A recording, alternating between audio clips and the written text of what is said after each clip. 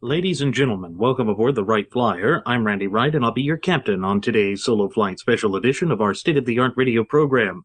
Folks, this will be the final boarding call, so if you please, claim your seats, fasten your seatbelts, kick back, relax, and enjoy the show while I go ahead and delve into the pre-flight checklist, because there really is a lot of news and information to get to before I may fully indulge you with your in-flight entertainment.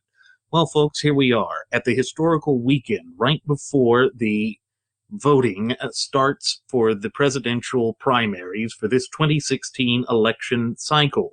As you are all aware, this election cycle has been a heated and rather contentious one all throughout the summer months of 2015. We know that Donald J. Trump represents some sort of dark horse candidate that the graduates of Pavlov's School of Journalism for the salivating mainstream media has propped up as some sort of anti-establishmentarian type of candidate. Yet, what they are ignoring is the fact that what we need in this era, particularly given the last 8 years that we have suffered through with respect to this Barack Hussein Obama regime, is a candidate that adheres to the strict application of our shared United States Constitution.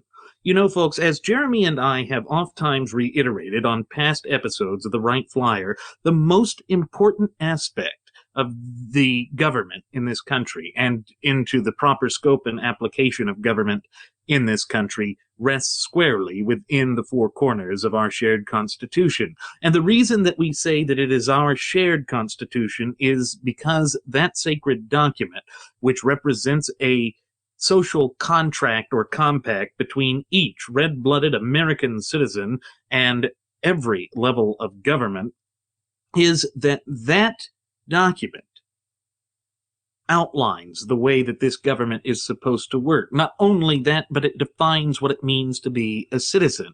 Now, as you all recall, Donald J. Trump has made some rather snarky remarks after he fled from the last 7th nationally televised gutless opposition party, or GOP, presidential candidate debate, that Ted Cruz is an anchor baby, because despite the fact, then the irrefutable fact, that Ted Cruz's mother is an American, or was an American citizen during her life, and despite the fact that we have had the Naturalization Act, which has clearly, in legal parlance, identified what a natural-born citizen is, Trump wanted to call Cruz an anchor baby.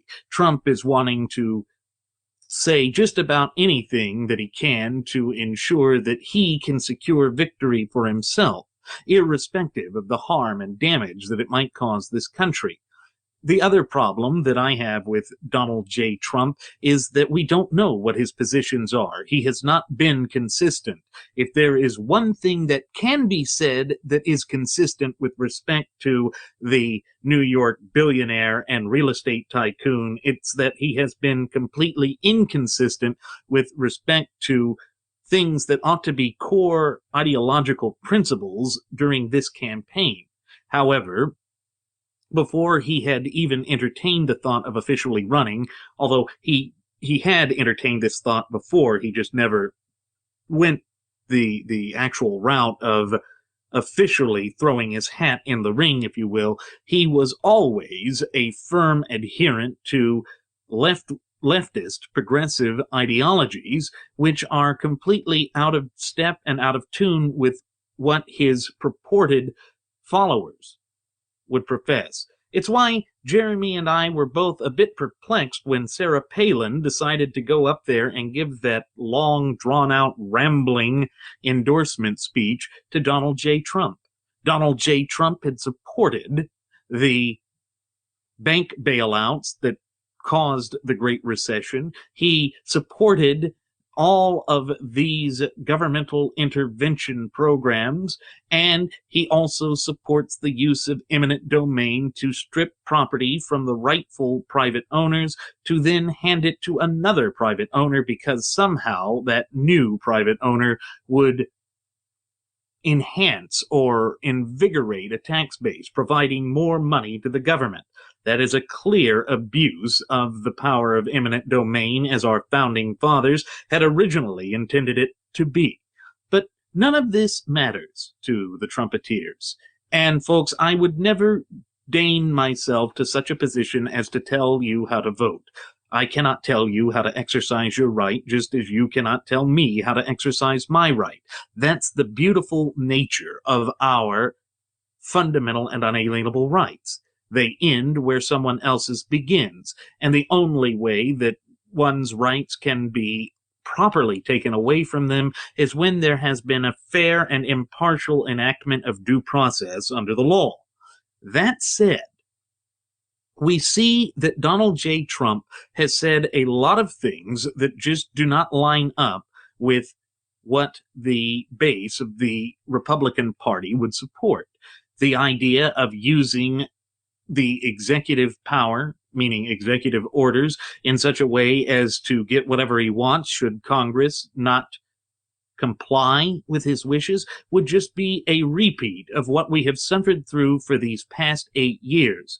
Now, folks, what is wrong with that type of approach is that when you see all of the problems that are plaguing this country right now, they are but mere symptoms of the ultimate problem that this country has been suffering for generations. And that has been this steady march away from, this steady divorce from the scope and application of our shared Constitution.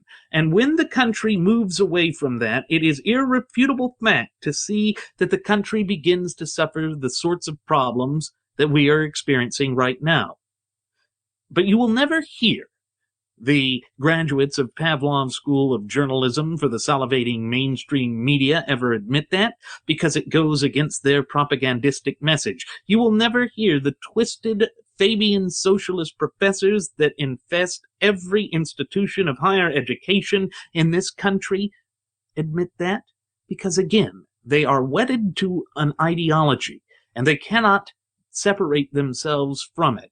And they are willing to do whatever they can to push that ideology forward, irrespective of whether it means that they must lie, cheat, or steal. Now, I could be wrong in my assessment with respect to the New York real estate billionaire and tycoon Donald J. Trump, but based on his past positions, he seemed to be an adherent of Fabian socialism. He was one that was pushing for universal health care. I cannot believe that someone would change their stripes on that so ardently and quickly within the space of a campaign cycle. I think that he is doing what every detente member of the gutless opposition party has done, whether it be Speaker of the House Benedict Arnold Paul Ryan or Mitt Romney back during 2012. They assumed a position which they thought would be palatable to the base of the party, the party that they thought might go to victory, in order to achieve more power for themselves at the expense of we, the people, who, as Jeremy and I have stated numerous times before, is we, the people. Therefore, while I won't tell you how to vote, I will ask that you consider this. When it comes to such an important election, the only thing that should be used and utilized as a litmus test to determine whether or not a candidate is qualified to wield the reins of political power in this country, particularly with respect to the highest office of the land, is the Constitution. You see, folks, that's the problem. With respect to Donald J. Trump, and indeed with a great number of the various prospective candidates vying for the GOP nomination, I'm not hearing enough mention of the Constitution. I've heard it best articulated and best exemplified by his own past record and conduct by one candidate and one candidate alone. Of course, I speak of Texas Senator Ted Cruz. As a Texan and an attorney myself, I can clearly state that what Ted Cruz has done since he was elected to the office that he currently holds is that he has done everything that he said he would do. He has stood up for the American people, just as he stood up for the Constitution numerous times while arguing in front of the Supreme Court of the United States of America at a very young age. His credentials are impeccable, and his values are beyond reproach. Unfortunately, the unscrupulous attacks that we have seen carried out by the graduates of Pavlov's School of Journalism for the salivating mainstream media and by some of your less scrupulous candidates clearly demonstrates that they don't care about facts, reality, or indeed the ultimate wielders of sovereignty in this country, we the people. Just look at the attitude that was accepted by Rick Santorum and Mike Huckabee. They appeared at the so-called rally for the veterans that Trump put together in order to make a media spectacle of himself because he was afraid to face Ted Cruz on the debate stage. And they showed that they sold out their principles. You see, folks, this is what the American people are tired of. They're tired of these politicians that will stick their finger up into the wind to determine which way the political winds are blowing, and they will sway in the wind. And then they act in ways that are petty. And there can be no question that the insults that Donald J. Trump has been throwing out are petty. You know, it devalues the man, irrespective of whether his positions hold merit or not. It devalues him because it shows that he has embraced the mindset of a schoolyard bully instead of a statesman. Now, I already can hear the pipsqueak voice of the trumpeter in the back of my head stating that we don't want statesmen. That means somebody who has just been a part of the so-called establishment from the get-go. But that's not what I mean by statesman. By statesman, I mean someone who understands the Constitution, that has lived by its example for the entire span of his or her adult life, and I'm sorry, I don't see that from Donald J. Trump. I see just the polar and exact opposite with respect to him. And what it all comes down to is that we here in the United States of America today are suffering from an identity crisis. And the reason that we are suffering from an identity crisis right here, right now, and leading up to this all-important vote on Monday is because the political powers that be for the past several generations, indeed, I'm going to go out on a limb here and say for the past half century or greater, have been orchestrating a deliberate, intentional, purposeful attack on the national character, heritage, spirit, and above all, identity of the American people. It starts in our institutions of education for the up-and-coming generations, and indeed for those generations that have yet to be born, and telling them a revisionist form of our history. Turn anywhere in this country and you start to see that the public schools are peddling a bunch of rubbish, a bunch of hogwash, a bunch of propaganda designed to indoctrinate the up-and-coming generations to not know their history and thereby their identity as American citizens. It's why you can hear meaningless platitudes be thrown out by certain candidates and somehow that propel that candidate to a position of lofty heights, at least according to polls. Well, folks, the moment of truth is coming on Monday because polls in and of themselves are meaningless, other than to be used as a measuring stick. And as we have seen throughout past election cycles in this country, they can be completely inaccurate.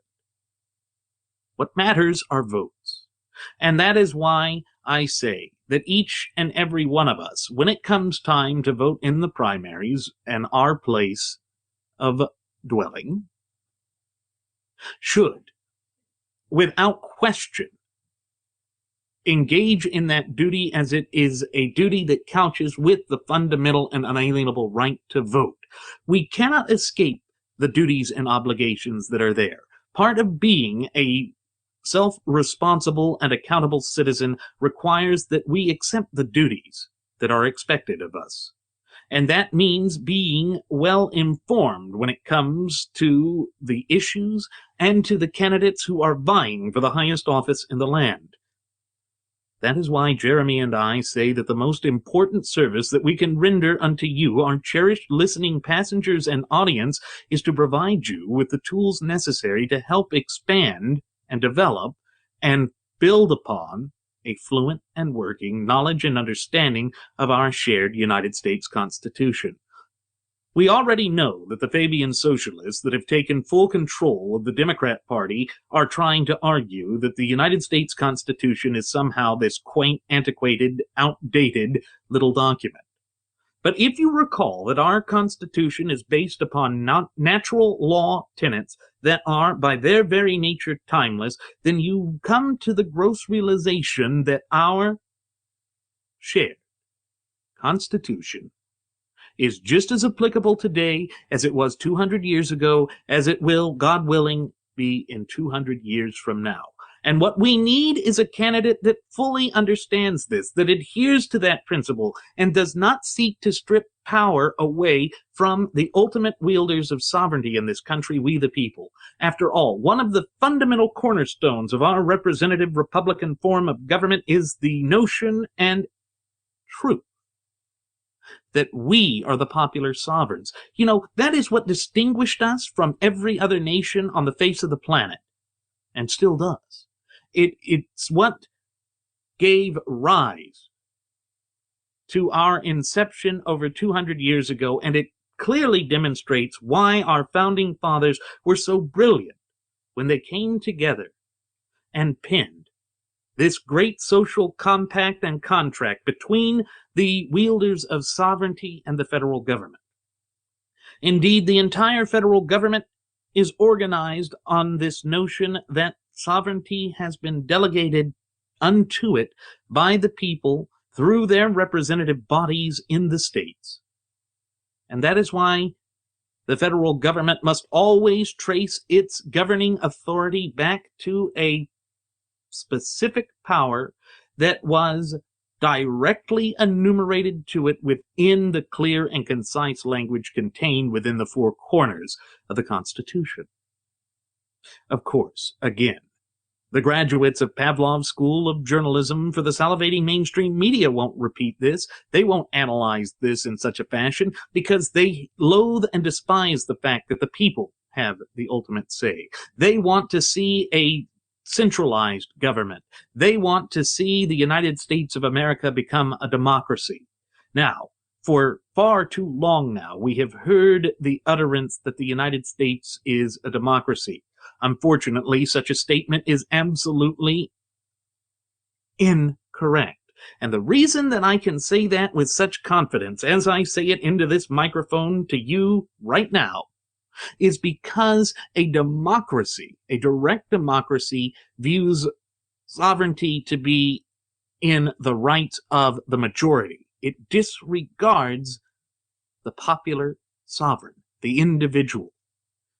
And therefore, it's diametrically opposed to what the United States of America is.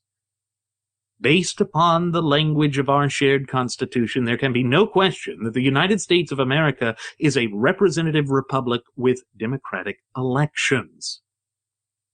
And why that is so important is because in this country, we are the ultimate wielders of sovereignty. But tragically, as I've stated earlier, due to the infiltration by Fabian socialists, as Zygmunt Dobbs warned us about in his magnus opus of Keynes at Harvard, these Fabian socialists have masked themselves in the doctrines of of Keynesian economics, of all of these various other types of nefarious left-wing plots, and have infiltrated our schools. They have shrouded themselves in the manners of high society, which has allowed them to intermingle amongst themselves and with the leaders of society, and to make their views palatable. They hide the poison that they deliver.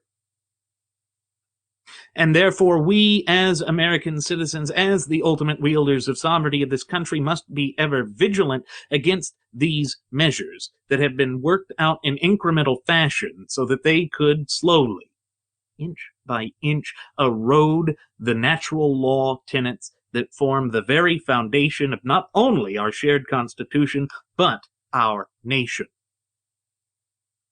This is why I say that the United States of America is in the midst of a great identity crisis right now.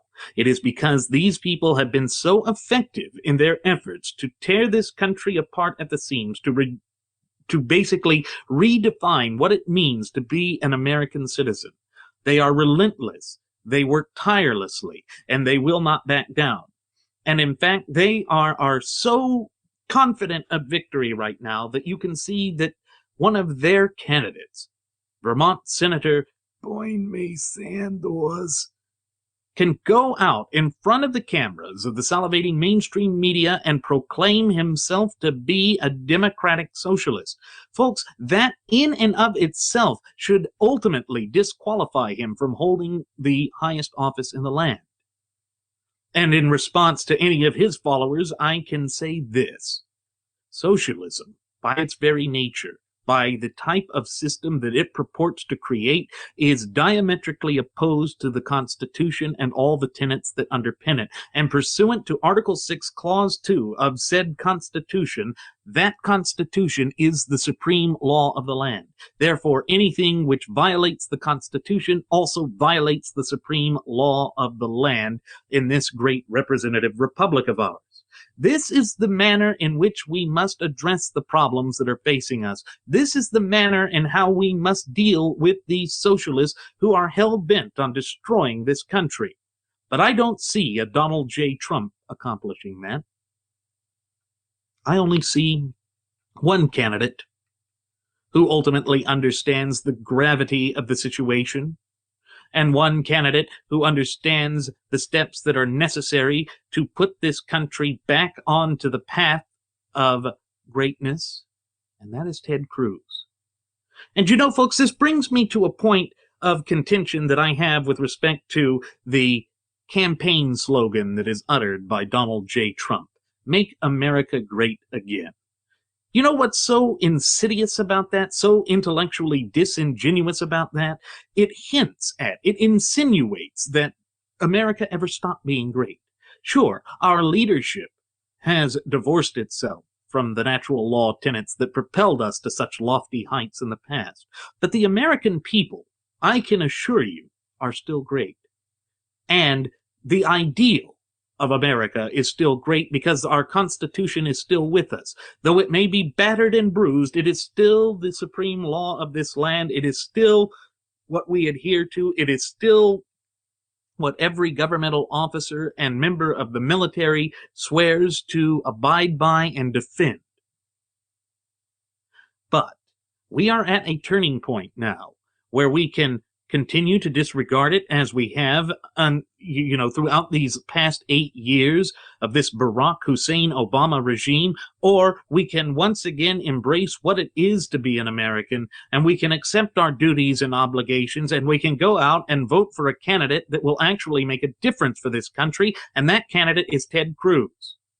Folks, all of this subterfuge about what Donald Trump has said with respect to Cruz's citizenship is a bunch of malarkey. You can even take Donald J. Trump himself for that, because what he uttered back in September was that there was no problem with it. He already had his legal experts look into it, and that it was a open and shut case. He was qualified to run. Ultimately, that is the truth. But yet we see that Reince Priebus of the gutless opposition party hasn't gone out and shut the door on that issue. Why? It's because he's a member of the detente wing of the gutless opposition party, or GOP, and the detente wing of our party hates, loathes, and despises everything that Ted Cruz represents, because they themselves have been collaborative with the efforts of the Fabian socialists to tear this country apart at the seams. They are a major contributing part of the problem, and that is unacceptable. It is intolerable. Yet that is what we are facing. And again, it is why this coming Monday is going to be of such great importance. We cannot turn our backs to our duty and obligation here because our country is at stake. Our very sovereignty, our liberty, our quality of life, our standard of living, everything that we hold near and dear about this country has been battered, attacked, and besmirched and belittled for the past 8 years, and to continue any of that would be utter and sheer madness. We have seen a complete disrespect for the rule of law, and yet we see that the front runner, according to the polls, which have been shown to be wrong in past election cycles, glaringly, blatantly wrong, but according to that, the man that leads our party is the front runner. He follows the same type of mentality where he doesn't have to follow the rules. That's why he tried to bow out of the debate. Well, that tied in with the fact that he didn't want to lose popularity when having to actually provide concrete details of just exactly what his policies would be in order to quote unquote make America great again. Now again, folks, I must re-emphasize that I don't think America ever stopped being great. We won't cease to be great until they strip us of the Constitution in entirety. But it still rests upon the shoulders of the ultimate wielders of sovereignty in this country to take the steps that are necessary to bring this country back to strict adherence to the United States Constitution. Then and only then will we see the type of renaissance that will restore the strength of the American people, of this great representative republic. And again, through my own experiences, and I'm not telling you how to vote here, folks, I'm just telling you why I have endorsed Ted Cruz. It is because he has stood up for the Constitution time and time again. His answers are rooted in it. His answers push it forward. His answers ensure that it would be restored to a position that we could hand it down to the up and coming generations and those generations yet to be born. That is what we cannot ignore. That is what we should absolutely be supporting. But instead, we're distracted by the childish antics of a New York billionaire who is seeking the office of president for God knows what reason, other than maybe to build an empire for himself because he has seen the dire consequences that occur when the legislative branch of government bows and capitulates to a tyrannical, despotic executive branch of government. And when that occurs, that is when you see corruption boil to the surface. That is when you see the government position itself in stark and staunch opposition to the ultimate wielders of sovereignty. That is when you see all of the twisted machinations of the Fabian socialists begin to befall a society and to cause the moral decay and the societal decay that we are witnessing everywhere in this country. But in order to actually combat it in a sensible fashion, in a fashion that will be meaningful and actually accomplish something, is to turn back to what it is to be an American, and that is contained within our Constitution. Any candidate that cannot explain something in a constitutional limelight or in a constitutional framework is not qualified to hold the office. It is why Jeremy and I have reiterated time and time again on past episodes of the Wright Flyer that the only litmus test that we, as the great wielders of sovereignty in this country, should be applying to determine whether a candidate is qualified to hold the highest office in the land is the Constitution itself. Again, I haven't heard Donald Trump in any meaningful fashion say how, within the confines of the Constitution, he would implement policies that would restore strict adherence to that document throughout the annals of government at all levels. I've just heard empty meaningless platitudes. Well, folks, the days of empty and meaningless platitudes have passed. We cannot afford that now. We cannot allow ourselves to be driven in that direction any longer because it is diametrically opposed to what made this country great in the first place. So how can you make America great again when, first of all, it hasn't stopped being great, and second of all, you don't even understand what made it great in the first place? That is a type of question that Donald J. Trump ought to answer. Ladies and gentlemen, there's another reason why I say that this weekend is such an important one with respect to the history of this country and the future of this country. What has happened in Burns, Oregon is something that we cannot ignore. It is once again a complete display of exactly the type of identity crisis that I have mentioned since the outset of this program. We see that there are ranchers who are worried about their ability to utilize their land as they see fit. And going back to the foundations of this country, one of the undeniable, fundamental, and unalienable rights that is enjoyed by we the people who are the ultimate wielders of sovereignty of this country is the right to keep and hold property. Indeed, that is what our founding fathers had expounded upon the term pursuit of happiness to mean. It is inexorably linked to the right to private property.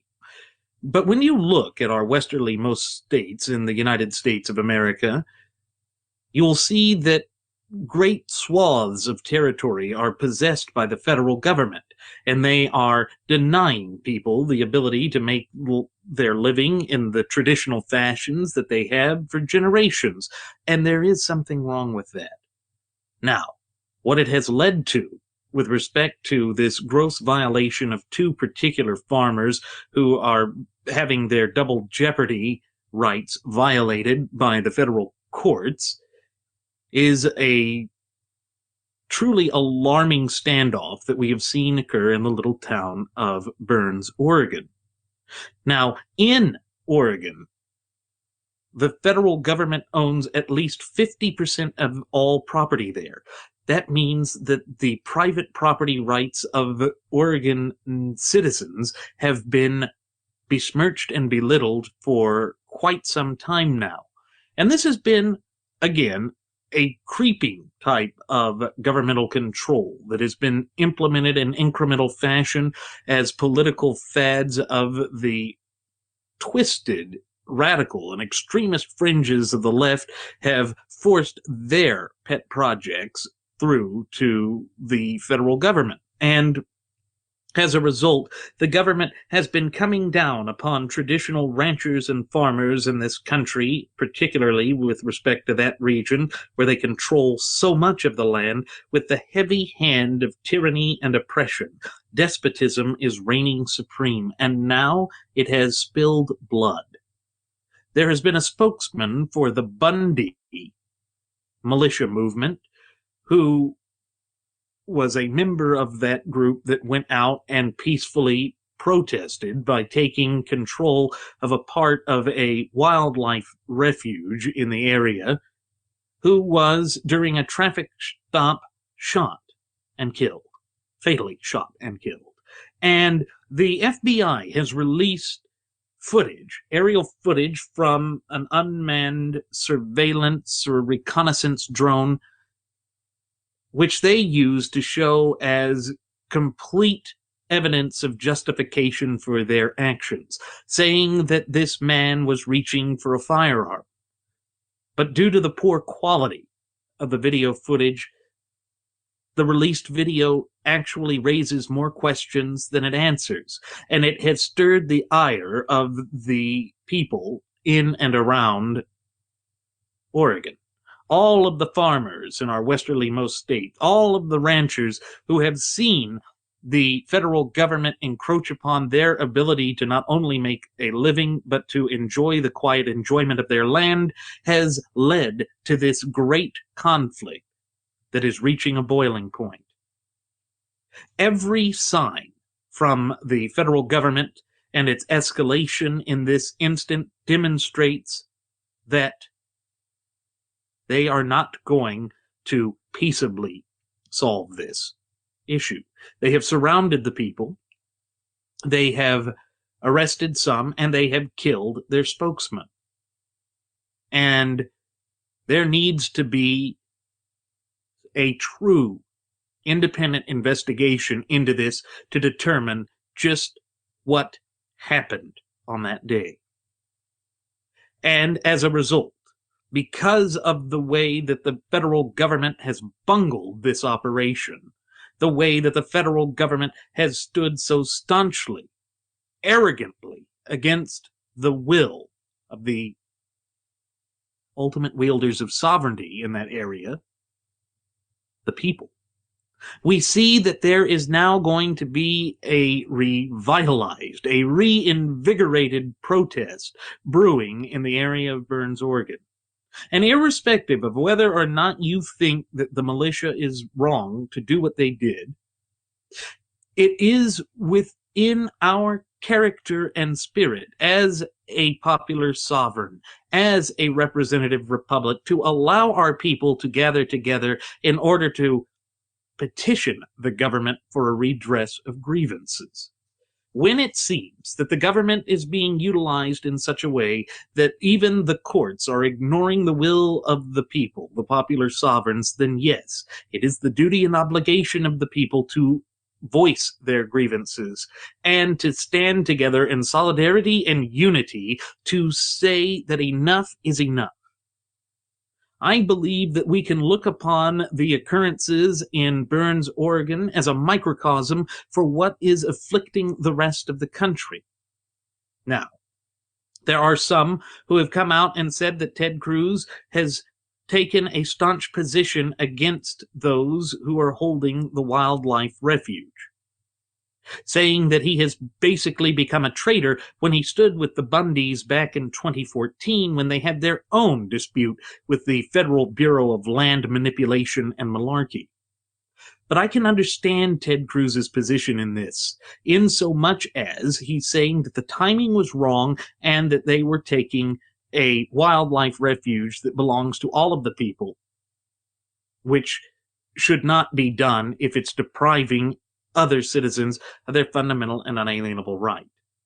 With that said, however, given the fact that this man who was a grandfather, who was peaceably protesting, was gunned down in the manner that he was, I want the same type of scrutiny that has been provided in all of the cases where that left-wing Fabian socialist thug organization, Black Lives Matters, has declared that there needs to be a complete reevaluation of law enforcement tactics. Folks, 9 out of 10 law enforcement personnel are good, decent people. They follow the law. They should be respected. They should not be pushed or attacked as some of these nefarious Fabian socialist organizations have demanded. But with respect to the federal government, perhaps we do need a complete re-evaluation of the tactics that are used. Perhaps they need a mandatory precursory study of the Constitution, because it seems that they have forgotten everything that is applicable about our shared Constitution. Again, we have to understand that the natural order of things, those natural law tenets that underpin our entire representative Republican form of government, should take center stage with respect to all governmental issues, with respect to how the government operates in any given situation and scenario. Unfortunately, that has not been the case for generations. As I said in the last segment of this show, it has been abandoned, because there are those elements, those nameless, faceless, and ultimately unaccountable bureaucratic people and bureaucracies and agencies within the government that don't adhere to the Constitution. And why? Because they are in it for their own increased power. And every time that they increase their power, it is always at the direct expense of the ultimate wielders of sovereignty, the true popular sovereigns in this country, we the people. That raises the alarming question as to just who do you want to be the next president of this country? Do you want somebody like Donald J. Trump, who has abused the Constitution in order to strip people of their land, who has come out numerous times and said that we should not take federal lands away from the federal government in our westerlymost states and return them to state control and to the people? Or should we turn to someone who more consistently than any other candidate stands up for the fundamental and unalienable rights of the people? For me, folks, the question is open, or, the answer to that question is open and obvious. It is that we should turn to a candidate that consistently stands up for the rights of the people. We should turn to a candidate that has proffered a real solution that would destroy these unconstitutional governmental agencies that have been wreaking havoc throughout this country, that have been assuming positions that are diametrically opposed to the will and embetterment of the American people. And that candidate is Ted Cruz. Irrespective of whether he has sided with them on this particular issue or not, none of the candidates have really come out in direct support of this movement. But I do believe that he would say the same thing that I do, because as a licensed attorney myself, as someone who has stood up and fought for his clients' constitutional, fundamental, and unalienable rights, I have no question that that is what Ted Cruz would advocate as well. Because when we move away from the equal application of laws in this country, we are no longer a nation of laws, we become a nation of men, and that is completely contrary to the foundational vision that our founding fathers had for this country going back to its inception over 200 years ago. It's not an easy position to accept. But any time that you call for self-accountability, self-responsibility, and above all, self-determination, you will find that it is not an easy process, and that it is not an easy position to assume. In Oregon itself, part of the reason why this is such a reflection, a microcosm, if you will, of everything that is going on in the country right now, it's because even there's a division between some of the local population and the rest of the local population. There's this idea that one group is not representing the interests of another, and throughout it all, it appears that the federal government assumes a position unto itself that is not connected to or in line with the views of anyone else. That shows the dangerous situation that is brewing within this country.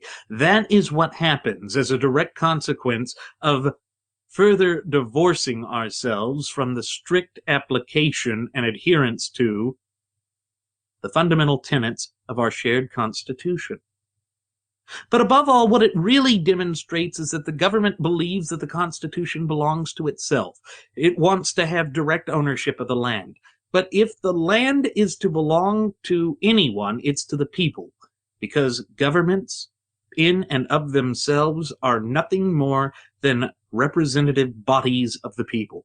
And therefore, the ultimate wielders of sovereignty in this country are the people. And therefore, the government should not be able to exclude the people, because that would render the entire federalist system of government, representative Republican form of government that we have, utterly and totally meaningless.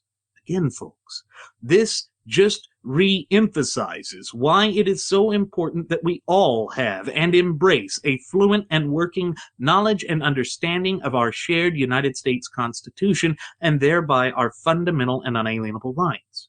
You have to look at all of the issues that are affecting this country, everything that assumes the mantle of importance in a constitutional framework. Because when you examine it through the constitutional lens, the answers to the problems become inherently clear. It allows you to cut through all of the moronic editorialization that is being peddled by the graduates of Pavlov's School of Journalism for the salivating mainstream media. It allows you to cut through the subterfuge that is thrown out by the federal government, and it allows for you to make the determination of whether or not the government is acting against your intent and will. You see, folks, that's what it must always come down to in this country. It must always be a question about whether it is being utilized, power, that is being utilized in such a way as to deprive the supreme wielders of sovereignty in this country of their fundamental and unalienable rights. You know, that has been the struggle that has been with us since the inception of this country. While the political positions and parties may change, the ultimate question of liberty versus tyranny never goes away.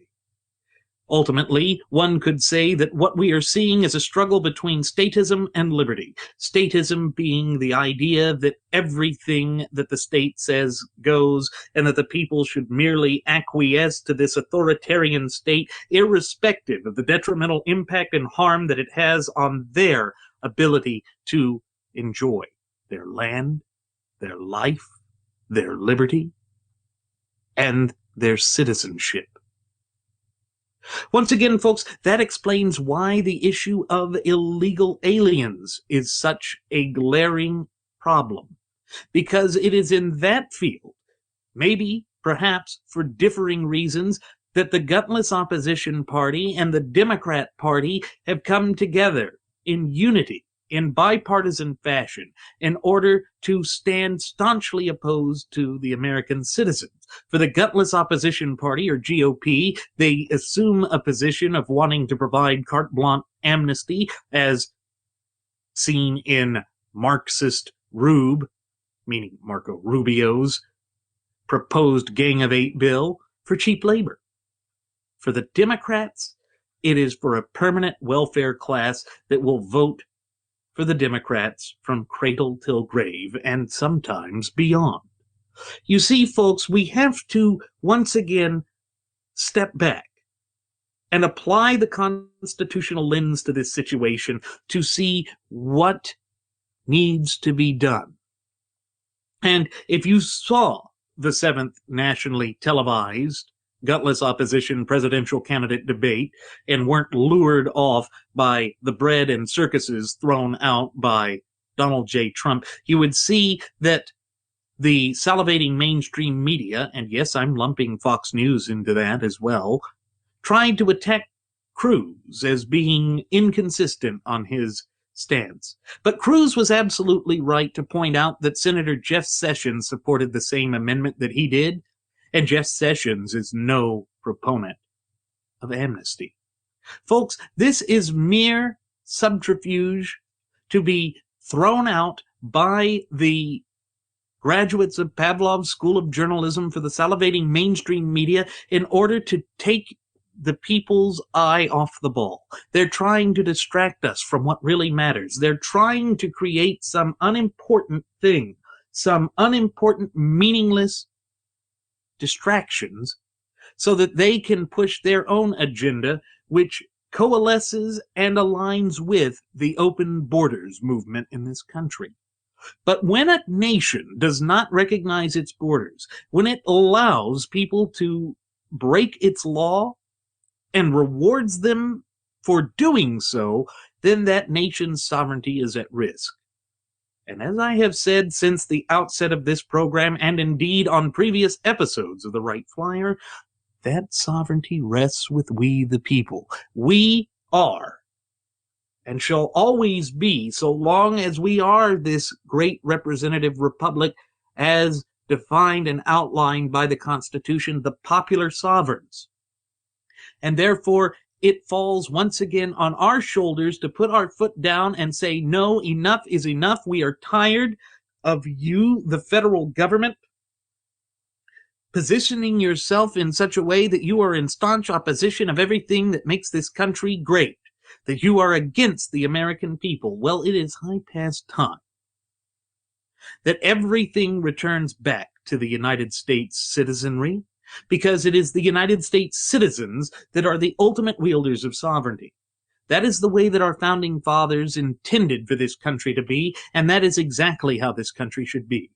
Therefore, again, when you are looking to select the next president of the United States of America, though I cannot tell you how to vote, I at least ask that you keep the Constitution in mind.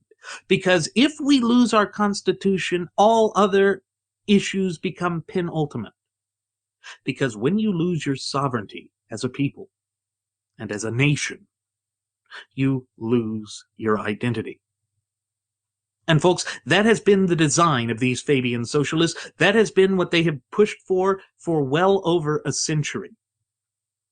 Therefore, we should also not believe that any solution will be instantaneous. We must be as hard-hearted and as stoic and as deliberate and unwavering as those Fabian socialists in our conviction to the principles of the natural law, which are absolutely timeless. Ultimately, we will be victorious, no matter what, because we adhere to the truth. The truth has no agenda. The truth cannot be besmirched and belittled. The truth will shine through each and every time, and it will set each and every one of us free. But we must open our eyes to the truth. And therefore, we must apply a constitutional lens and use it as the only litmus test to determine whether a candidate is or is not qualified to hold the highest office in the land. With the case of Donald J. Trump, I can justify my positions standing against him in so much as he has abused the Constitution. He has used the Constitution to stand against the people. And for what? For selfish gain. Is that what we want in the White House? Do we really want someone who changes his political positions overnight?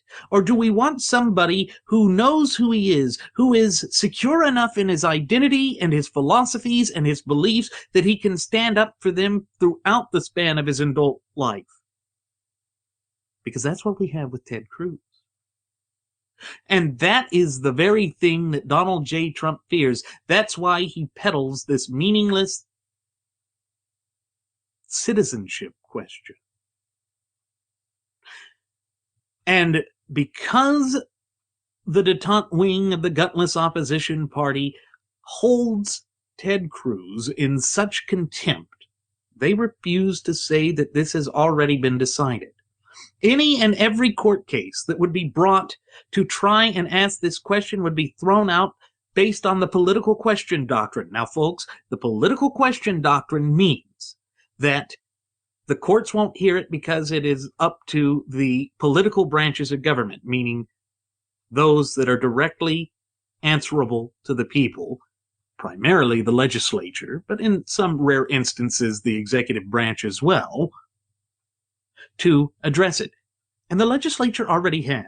And you have to go by the law that was in place at the time of his birth, which stated that you only needed one parent to be a natural-born citizen, to yourself be a natural-born citizen. And there is no question that Ted Cruz's mother was an American citizen. She never gave up that citizenship. She never became a Canadian. And therefore, Ted Cruz, as per the Constitution and the laws that were passed in furtherance thereof, which, according to Article 6, Clause 2, is the supreme law of the land, is a natural-born citizen. Now, if Donald J. Trump has a problem with the law, why doesn't he go peddle that to the legislature and have them rewrite it? Well, first of all, they can't reactively change the citizenship status of Ted Cruz. That would be an impermissible ex post facto law, which is directly, clearly, unequivocally forbidden by Article 1, Section 9 of the Constitution. Again, folks, you see, by turning to the Constitution and applying it as the litmus test, we can see what arguments are true and what arguments are false. And the false arguments have been peddled by one man who has never stayed consistent on his political views during this election cycle. Because back in September, he said it wasn't a problem with Ted Cruz, that his own legal experts said that he was okay to run. But now, when he's in trouble, when he might actually lose a position after he went out and made those foolish, bombastic statements that if he lost Iowa, then it was unimportant. And as he has said time and time again in the past, that his New York values have made it to where he may have different views, but he'll accept them for his own political aggrandizement. That is a treacherous type of person. Folks, he absolutely makes John Kerry appear as though he were consistent back during the 2006 elections. And I'm sure you all recall how during those elections, that was the linchpin that killed his candidacy. But Donald Trump takes it to a new level. At least Kerry remained a staunch, die-in-the-wool Fabian socialist. But Donald J. Trump is trying to epitomize the old imagery, the old iconography of the Fabian socialist by being a wolf in sheep's clothing. Now, just like the Fabians, he would abandon that iconography because of its negative connotations, because that might work against his aspirations to get his clutches on the highest office in the land. And that would work against everything that he has envisioned for himself. But what his goals are unpredictable. However, whenever you have anyone that says that they won't play by any rules, and when you apply the same type of analysis that Rush Limbaugh had been throughout this entire week, it was absolutely disgusting, folks. You see another reason why you should pause and question whether Donald J. Trump should be your candidate. Because if you want to run this country, there is a set of rules. A set of rules inspired and based upon natural law tenets that is the supreme law of the land, and that is the United States Constitution. You cannot selectively enforce the Constitution. You cannot pick and choose which parts of the Constitution you want to be enforceable and in place. In so doing, if you do that, you are moving completely against a representative Republican form of government, and you are pushing us towards the brink of more tyranny, despotism, and oppression. The American people don't want another dictator. There's an inherent distrust of central authority that goes back to the inception of this country.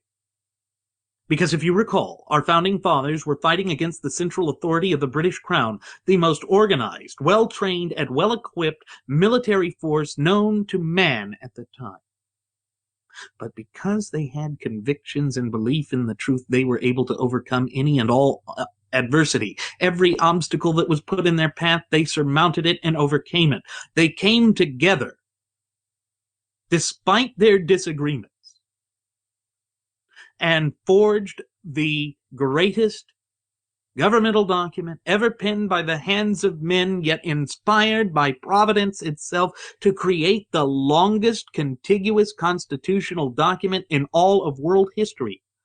Let me repeat that, folks. Our Constitution is the longest contiguous running governmental document in world history.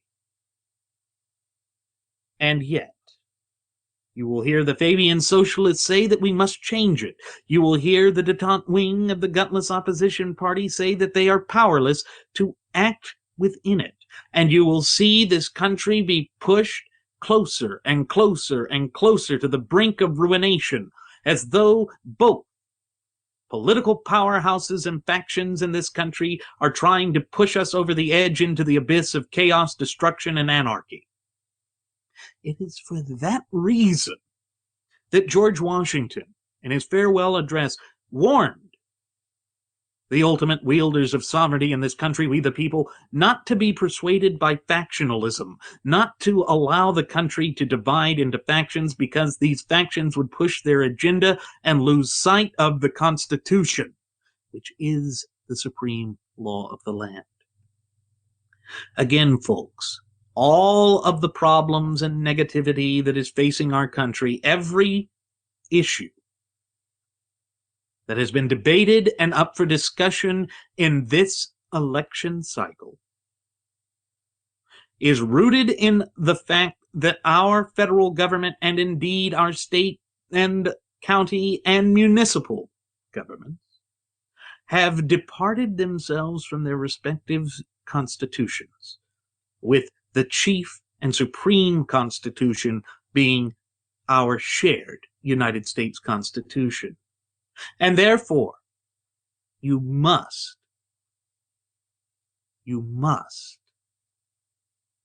apply the Constitution to determine who the next president of this country ought to be.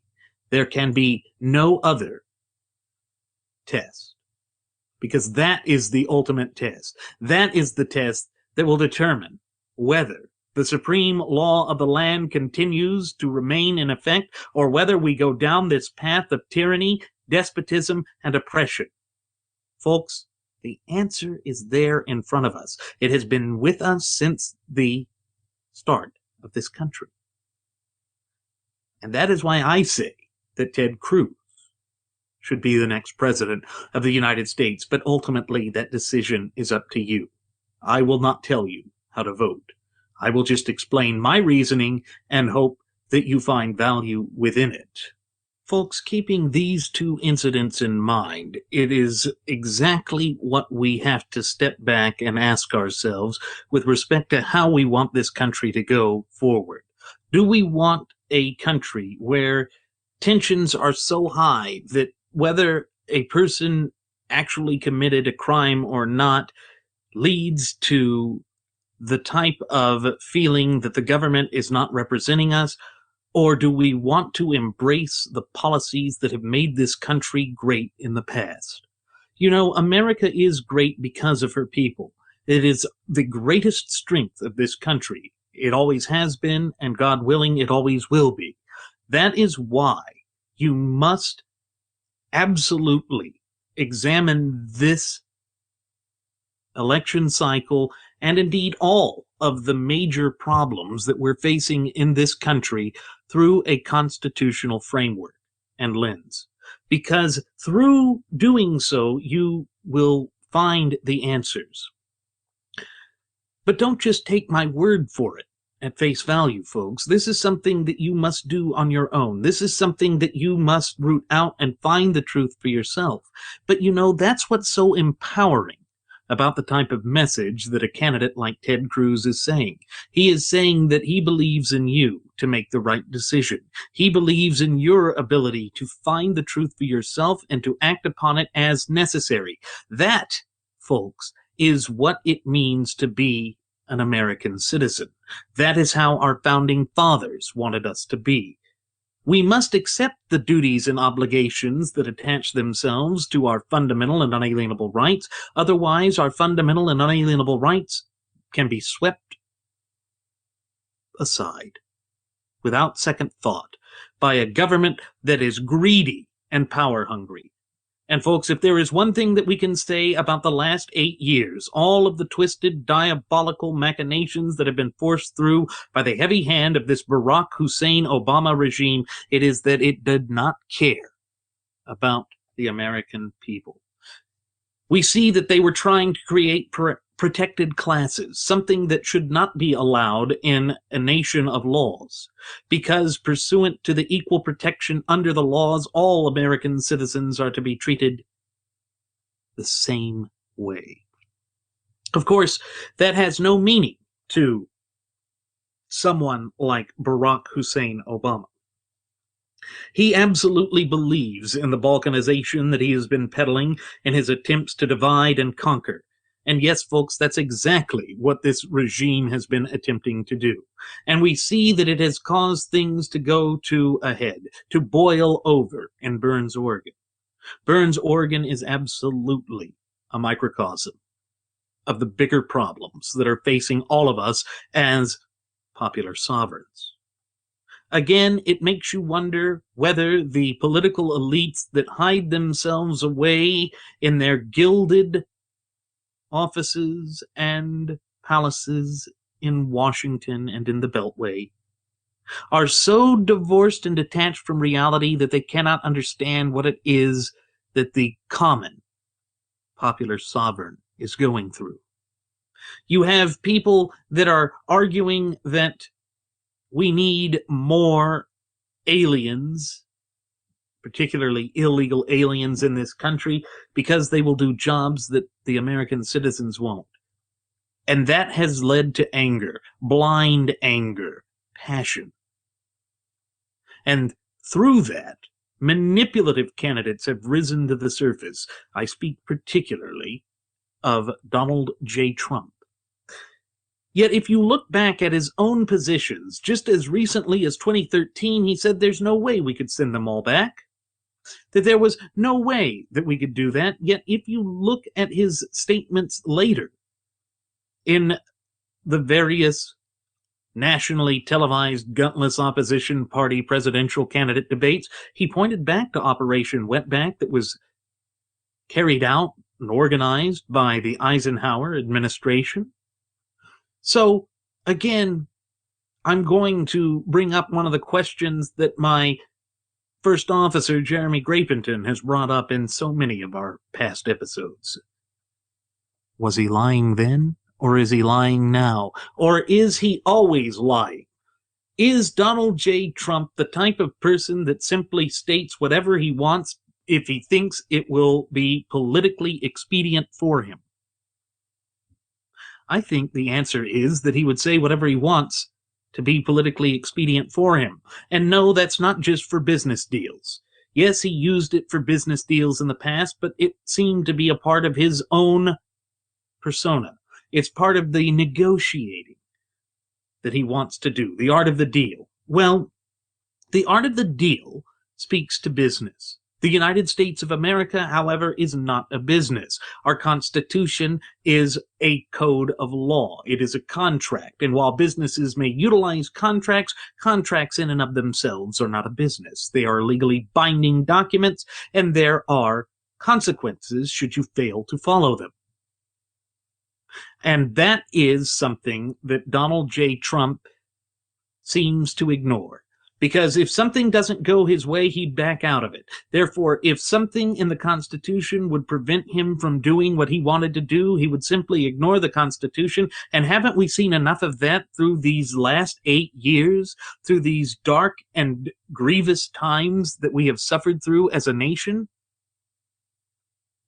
Yet, through sheer blind passion and manipulated indignation, Donald J. Trump has convinced people with impeccable credentials that he would somehow, quote unquote, make this country great again. But folks, how would he make it great again? You see, that's like Hopi Changey 2.0. It's a reiteration of the same empty, hollow, meaningless platitudes that we saw uttered by the Barack Hussein Obama campaign, first in 2008 and then repeated in hollow fashion again in 2012. Is that what we want? Do we want to entrust this country to another megalomaniac that doesn't believe that the rules apply to him, that somehow believes that he is separate and apart from the ultimate wielders of sovereignty in this country, we the people? I think the answer is no. And if you think that Donald J. Trump would respect the Constitution, look at the way that he respected the people in Iowa by refusing to attend that debate. All orchestrated through the notion of bread and circuses so that he, Donaldus Caesar Trumpus, could paint himself in a glorious light. And yet, irrespective of his claims that the ratings of the debate would be a shambles, they were higher than ever. And we actually had a chance to hear the candidates discuss, although Fox News is not free of blame here. Fox News has been acting in an unprofessional manner, and the way that they attacked Ted Cruz on that debate stage the other night is despicable and deplorable. But Ted Cruz had the courage and the conviction to stand up in what he knew would be a completely hostile environment and to hold his own. And that is the type of leadership quality that we need right here and right now, particularly with respect to returning this country back to strict adherence to the natural law tenets that underpin the Constitution, and yes, the Constitution itself. It needs to be what we do as a nation. We need to go back to an originalist approach to this country, because in so doing, we restore the very entrepreneurial spirit that is the heart and soul of this country. And the only way to do that is to turn to the popular sovereigns, we the people. Again, folks, I can't tell you how to vote, nor do I desire to tell you how to vote. I just explain my reasoning here, my logic, my approach to what I see. And if I'm wrong, then so be it. At least I have stood here and told you what I believe. In full honesty, I have shared with you what I think would restore this country. Not make it great again, because the country never stopped being great. And again, it shows that we must question everything that the government does. You know, it reminds me of that old line that Ronald Reagan said back in the 80s, that you have to trust but verify. I have trusted Cruz because I have gone through, looked at his record, and verified that he is who he says he is, and he does what he says he does, irrespective of the subterfuge that the graduates of Pavlov's School of Journalism for the salivating mainstream media have attempted to peddle, irrespective of the lies that have been thrown out by either El Jefe Jebe Bush or Marxist Rube Rubio or Hamburger Chris Christie or John the Mushroom Kasich or any other candidate. I'll even throw in the hairpiece Trumpy long stockings, because Donald Trump, he may say all these grandiose things, but they're meaningless if he doesn't have a framework for it. And that's the thing. Bombastic boasts, braggadocio types of candidates are not what this country needs. This country needs someone who is open and honest and respects the Constitution and respects the ultimate wielders of sovereignty in this country, we the people. And folks, I just don't see that in Donald J. Trump. I don't see Trumpy long stockings following that. But again, it is ultimately your decision to make.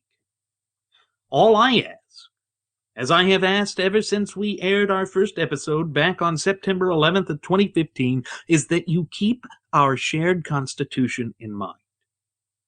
Because when a country is in a fight for its very life, its existence, its sovereignty, and for the protection of the ultimate wielders of sovereignty, you have to go back to the core principles, the fundamentals.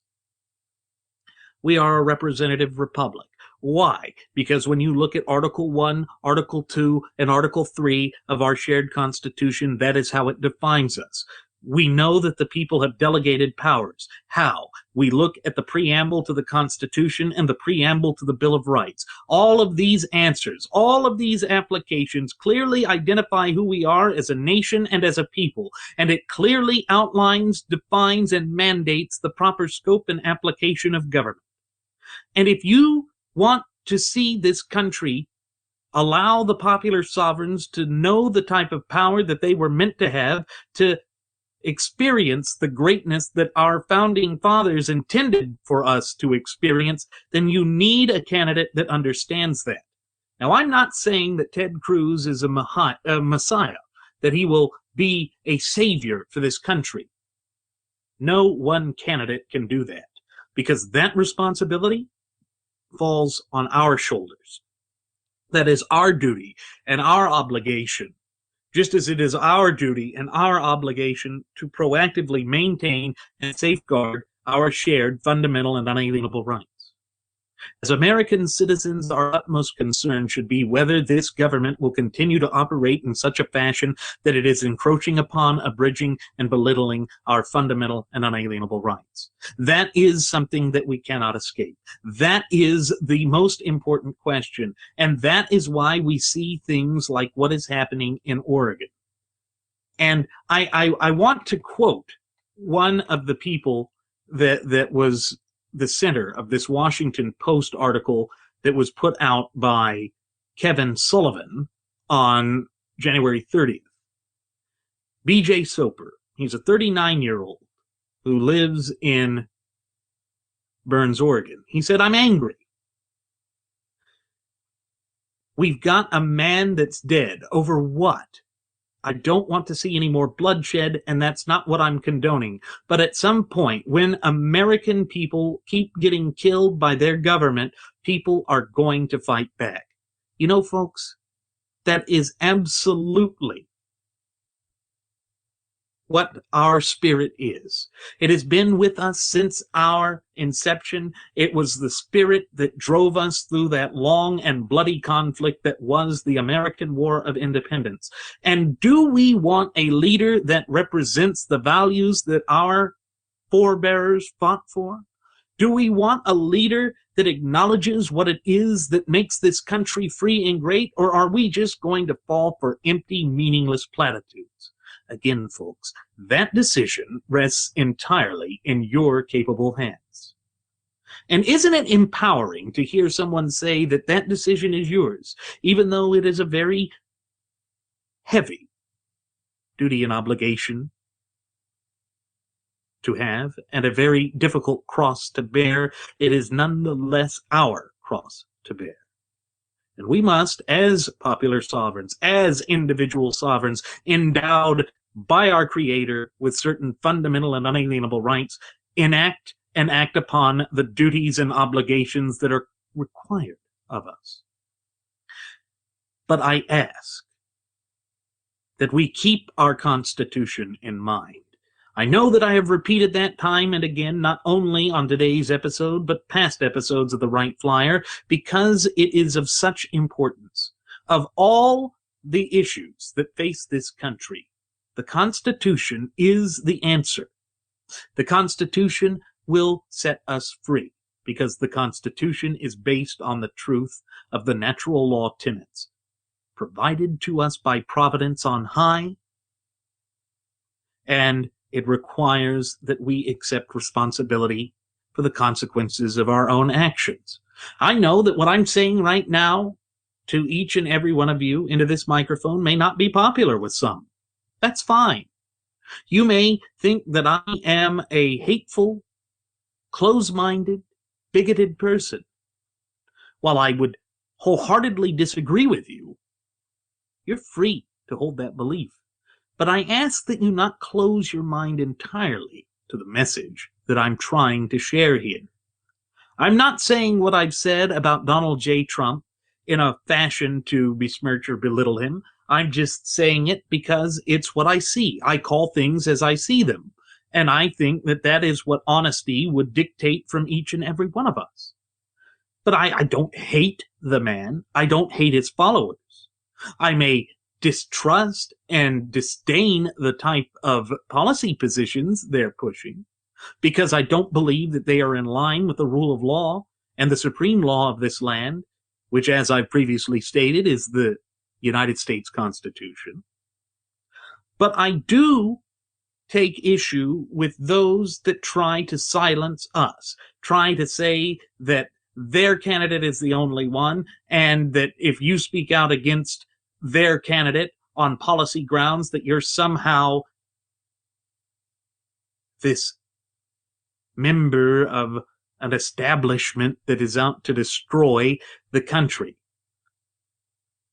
Poppycock. It's all a bunch of hogwash. That is ridiculous. Yes, I will take issue with that because we need a virtuous public, a virtuous electorate. And a virtuous public and electorate knows what the truth is because they look to the Constitution and they apply that to every situation. Do not let your emotions get the better of you. You can vote for Trump all you want. I don't care. But do so in the light of truth. Do so if you must, but ask the questions that matter. Don't just do so because you are mad as hell and aren't going to take it anymore. I think all of us in this country are pretty darn well upset and sick and tired of the way that this country has been mismanaged by the Fabian socialists that have plunged us in this wrongward direction. In fact, I know that a vast majority of us are upset about that.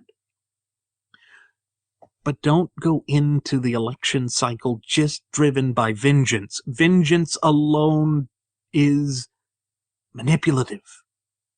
And nefarious forces can manipulate you and push this country in directions that it was never intended to go.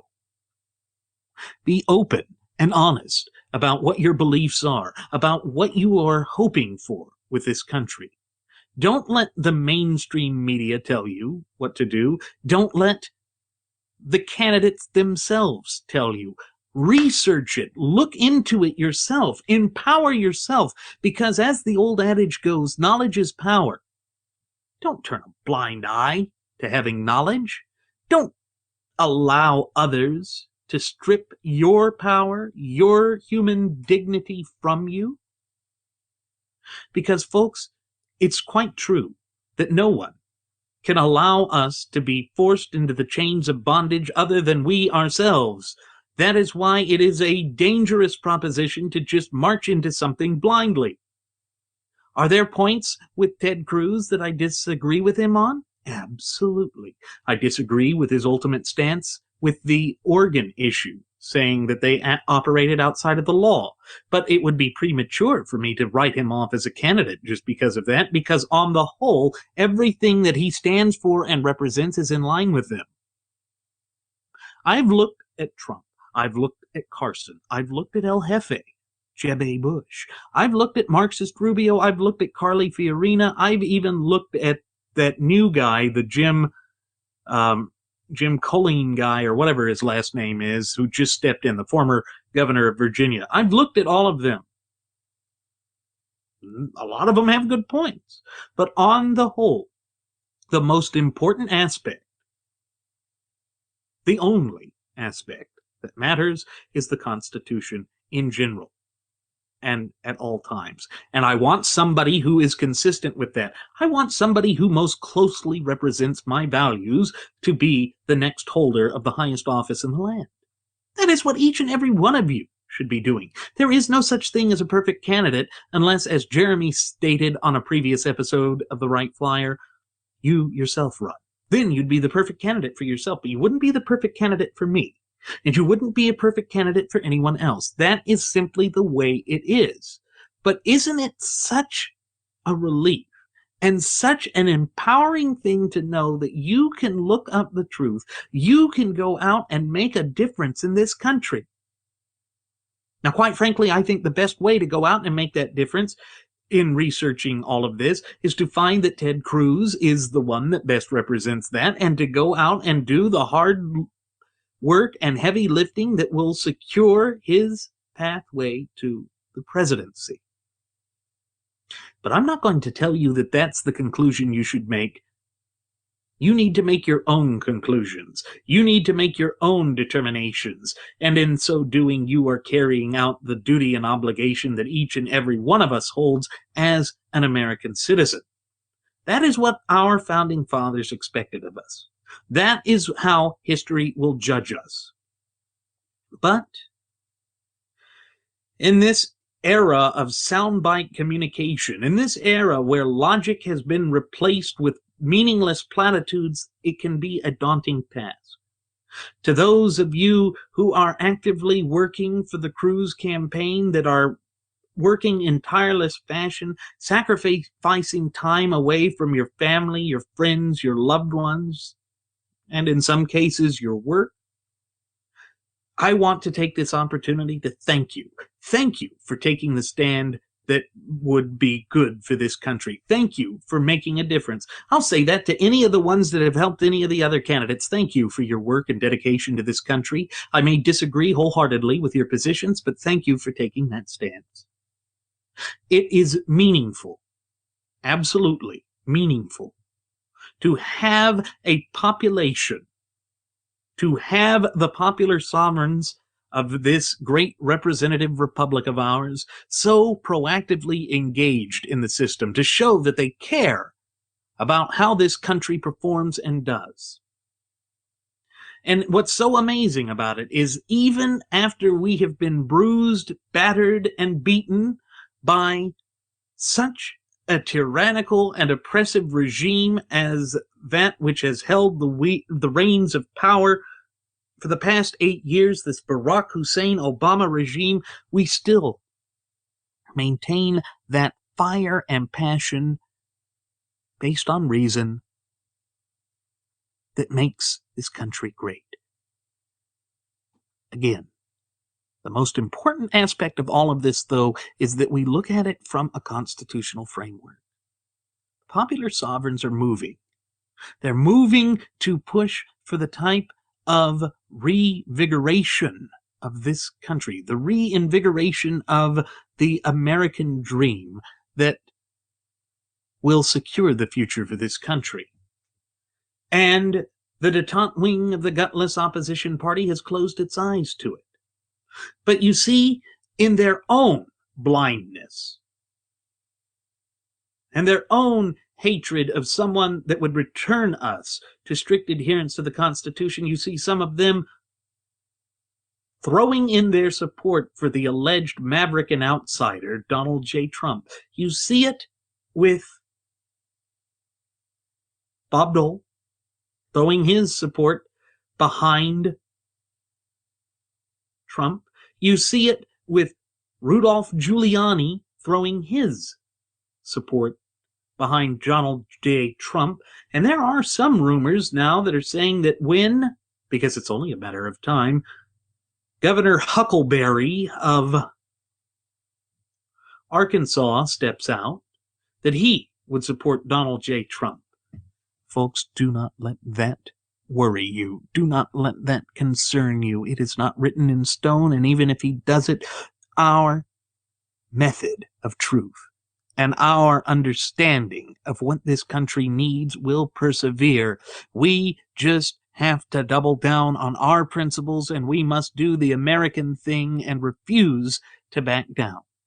Because we are in a fight for our lives.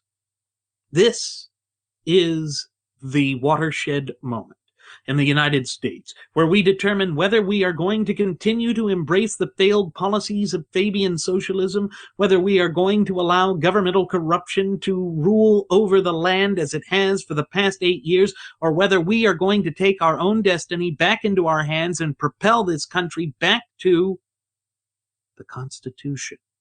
Because by turning to the Constitution, we restore all of the elements that make this country great. By returning to the Constitution, we restore the country.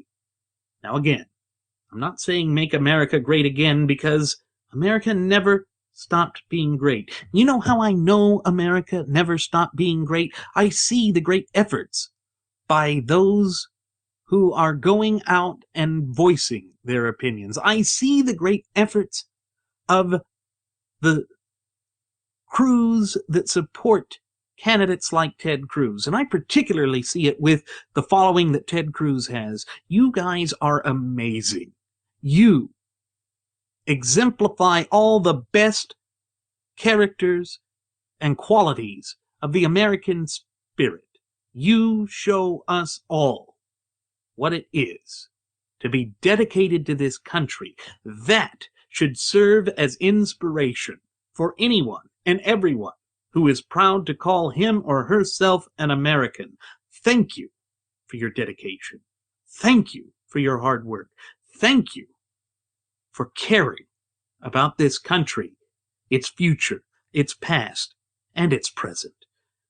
It is an all-encompassing thing to love this country and to understand that the Constitution is the absolute key to answering the problems. It is reinvigorating to hear that for once we actually have a candidate who is willing to restore the Constitution, that is willing to take the steps that are necessary to bring us back into the yield of our Constitution, because of his dedication and his relentless fight for the rights of the popular sovereigns. Ted Cruz has earned my vote. He's earned the vote of my first officer, Jeremy Grapenton. He's earned the vote of my first Air Marshal, Nelson Ward. Each and every one of us may have disagreements, folks. I can guarantee it. But we can come together on one truth, that our country matters, and that our country is defined by the Constitution, and that if we want to take our country back, we must insist, irrespective of who might win this election, we must insist that the Constitution be restored. We must light a fire under the political elites to remind them that we are the popular sovereigns and that they are our servants, not the other way around. It's not an easy position to take, but it is absolutely a necessary position for us to assume in this country. And I believe, based on the conviction that I have seen by those who have been working so hard for Ted Cruz, that you epitomize everything that is great about this country. God bless you for your hard work. Now, with that said, I'm going to go ahead and send the flight attendant back for one last round of alcohol. She will carry a double shot for those of you that support Ted Cruz as a tip of my hat to you in thanks. Ladies and gentlemen, as always, I'm Randy Wright, and I've been your captain. I hope that you join Jeremy and yours truly the next time that we take off over the friendly airwaves, leaving you with an indelible yet pure sense of enlightenment, as we always do. Ladies and gentlemen, the Constitution is what matters. Keep it in mind, and we will see you next time right here on the Wright Flyer. Do take care.